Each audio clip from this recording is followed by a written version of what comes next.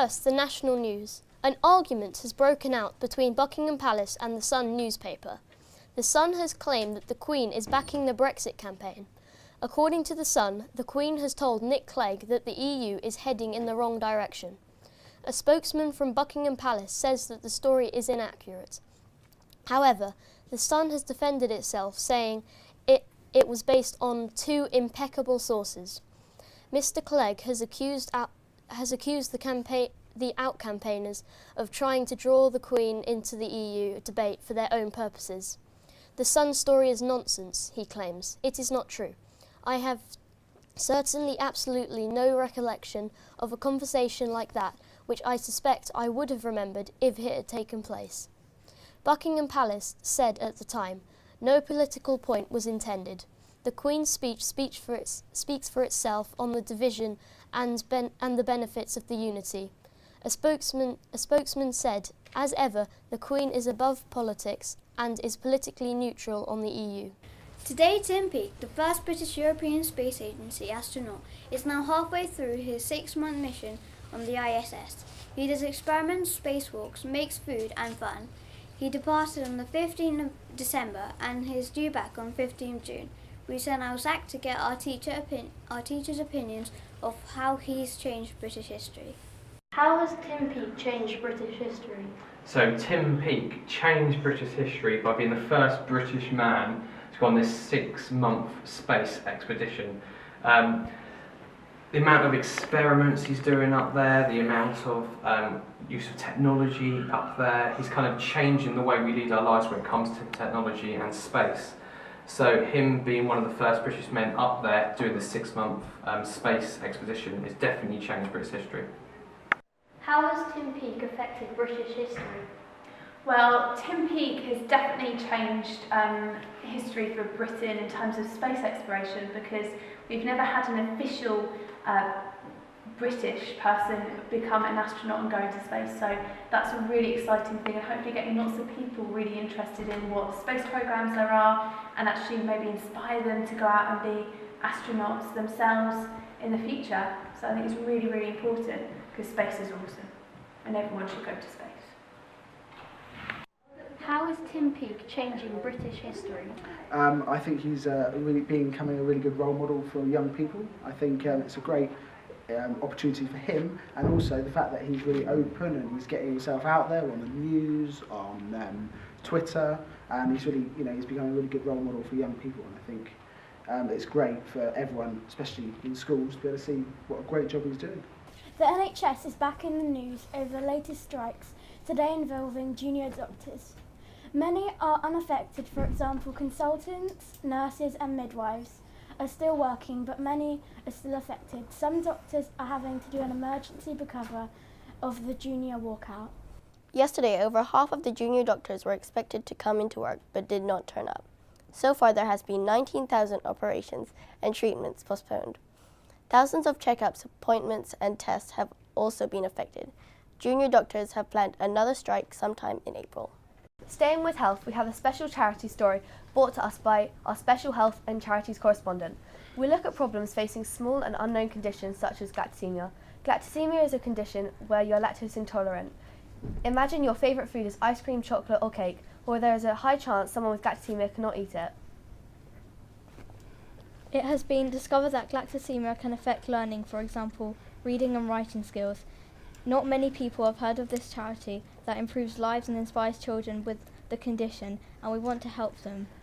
Many charities have government support and raise lots of money each year. However, this charity is a small charity that is trying to wear awareness. Your help and support really matters and is really appreciated. For more information, visit galactosemia.org.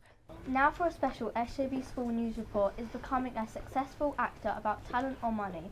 In our special BBC School report, we examine the facts. Oscar-winning actress Judy Dent claims that young actors are held back by wealth divide and fears that working-class talents are being lost by the cost of drama school training.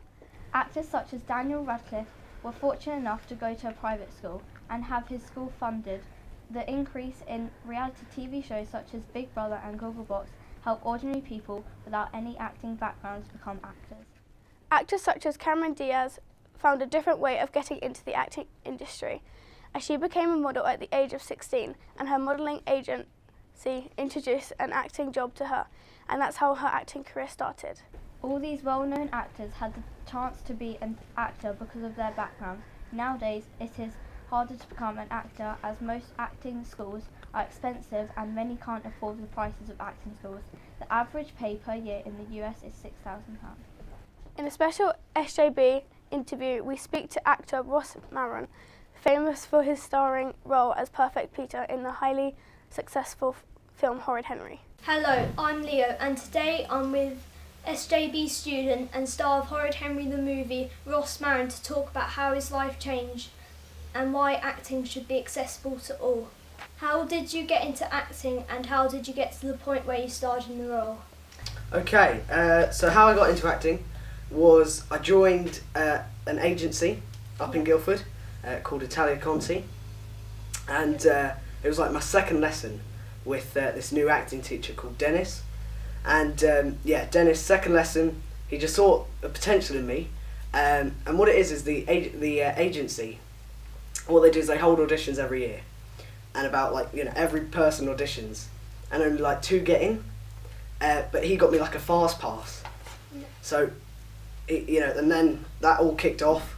The agency started going for auditions as soon as got a few commercials, and then this opportunity came for a film, Horrid Henry, and I was like, oh yeah, I know them, I know the books, I know the TV series, so I thought, yeah, let's have a go at it. And I was going for the main character. I was going for Henry, and so what you do is you have about 9 auditions. Yeah.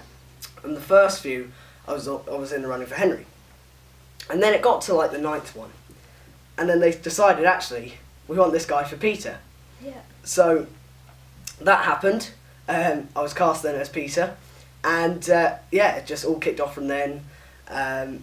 Obviously, we all got up the filming. It was 22 days out of the summer holidays, and then next year all the adverts and stuff came in, and film came out and still going today. How was life like on set? On set, it was really cool vibe. I mean, it's amazing really, because when you watch a film as a kid, you sort of don't notice all the people behind the camera, and how much work and effort goes into, because it is a job, but it doesn't feel like a job, which is the amazing thing. So what you would do is you'd get up really early in the morning, seriously early. I mean, if people at this school thought 8:50 was an early time to be in school, that is something else. So you'd get up, a taxi would arrive at your house, like you're going to the airport, and you'd just be wished off, and you don't know where you're going. You could be in a studio or on location. Let's say we're in a studio, so we go to the studio. It was at Twickenham Studios, and then we got there, and then it was just amazing. It all kicked off. So you had meal in the morning. It was amazing. The chefs, they were amazing. So you had a big truck where you could eat, and they'd cook you a meal, and then you would just get into it. As soon as it'd just be right, we're doing this today, and it'd be all out of order because they film it all out of order. Yeah. Do you recommend children get into acting at a young age? I would definitely recommend children get into acting at a young age, because if you're a child who doesn't really know what else to do, you're not that great at written work and the academic side, it's just amazing, because it's sort of, if you're also quite shy, you use it in every day, and you probably don't even know it, but you are acting in every day. When you've got to give a presentation, or just meeting somebody else, that technically is acting. Because a legend of mine, Johnny Depp, he said a famous quote that when you're acting, there has to be a certain element of yourself, or else you're not acting, you're lying. And that quote kind of strikes me as, when you are in everyday life, you are acting.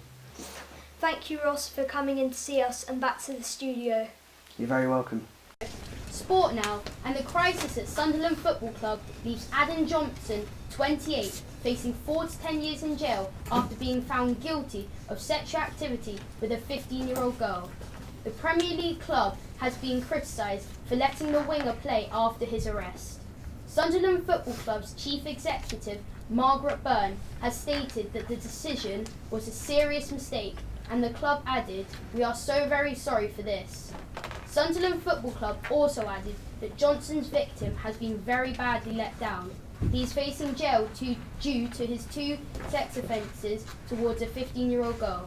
The 28-year-old pleaded guilty to 1 count of grooming and 1 count of sexual activity with a 15-year-old schoolgirl on the first day of his trial at Bradford Crown Court. The Professional Footballers Association have now admitted at no stage of the trial they pressured Sunderland to keep playing Adam Johnson. Due to our sources, the PFA played no role in his continued involvement.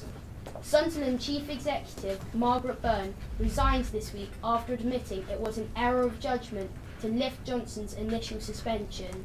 But Byrne, the club and the PFA all deny any prior knowledge of this guilty pleas. On Twitter, most of the people reacted by stating that Adam Johnson is innocent.